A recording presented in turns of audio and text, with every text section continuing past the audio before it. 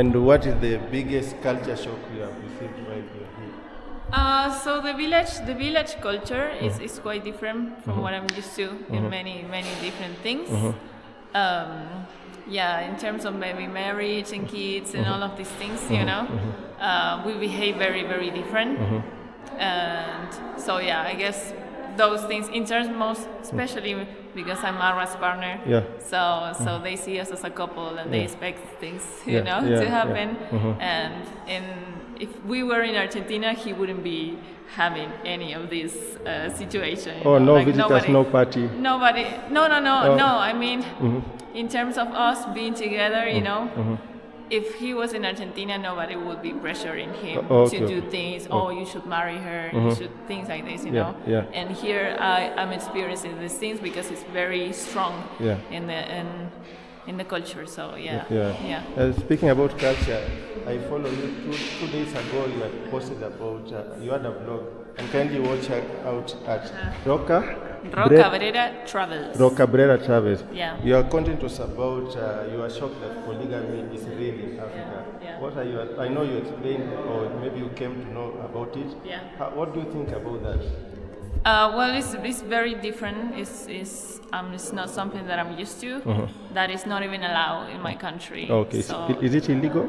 it doesn't exist. It's not even that it's illegal. It can exist maybe in open in relationship like boyfriend and girlfriends that without marriage, without marriage in between. But this polygamy works as the woman can also be with other men, and the man can be. It's like a free relationship, But it doesn't exist. Polygamy in terms of law, like you can marry more than one woman, more than one person. That doesn't exist in my culture. No, it's just monogamy relationship. You can only marry one person. Okay. Yeah. Does it have any effects here in Africa now that you've interacted with people? Do you think it's good? Do you think it's bad?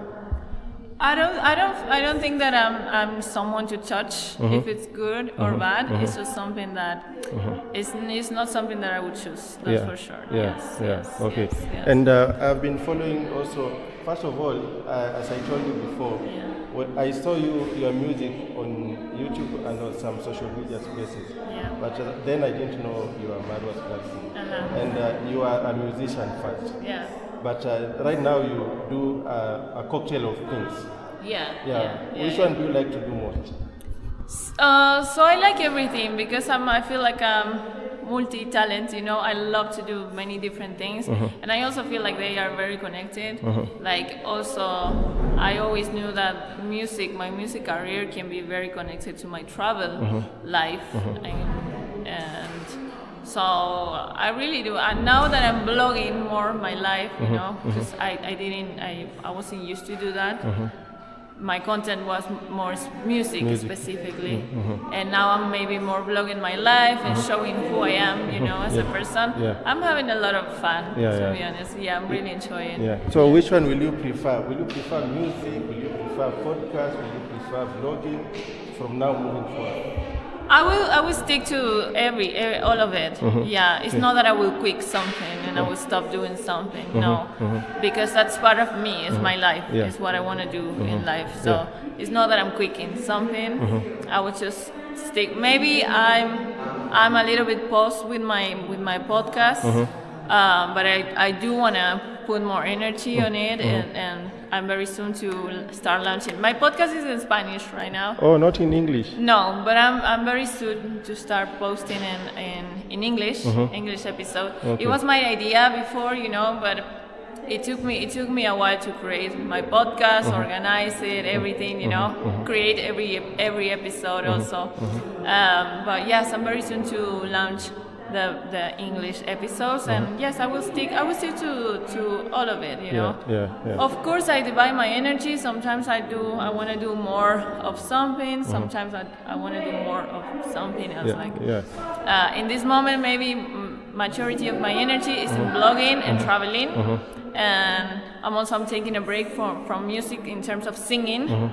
Because I was singing almost every day in Mexico, and also I needed a break, So for now, I'm more into blogging and traveling, because I wanted also to reactivate my traveler life, because I was living in the same place for 2 years. And I wanted to go out and start moving again. Yeah. So I will be doing that. Yeah. You know, so many people are inspired by you, by your stories. So I think the podcast, I would love to watch your podcast, but the news, or maybe does it have subtitles? So my Spanish episode, I have them just in Spanish. It's actually, the podcast is just an audio, you know. So you can find it on Spotify. And YouTube with Marroco Cabrera Travels, that's where you find the podcast. But the English episode will be only podcast, so it's just audio on Spotify. But I will do video podcast on YouTube. So if you're driving and you wanna just hear, you go to Spotify. Or if you're in the phone or the TV and you wanna also watch me while I'm speaking, you can go to Roca Cabrera Travels, and the podcast new episode is coming very soon. My podcast name is The Sound of My Voice. The Sound of My Voice. Exactly, yes. Awesome. And I talk a lot about different topics, personal stories, you know, my different stories. I also I have guests sometimes, you know, we talk about different topics, like my last episode, it was in Spanish, but it was amazing with a friend from Mexico. We were talking about finances and the energy of money. I always try to bring the idea of the power of the voice. You know, I have an episode which is called The Power of Words, because words are very, very powerful. So sometimes we're not even aware, you know, of what we are saying. When we say something, we are just creating magic with our words, you know. You can bless someone, or you can just send them to not nice places, you know. Sure. You know what I mean? So I incentivize through my podcast the idea of also being more connected to our voice, to speak our truth. There's a lot of people that maybe is very shy, you know, to express their emotions, things like this. Meditation, guided meditations also, and many ideas that I will be bringing step by step. I'm looking forward to see that.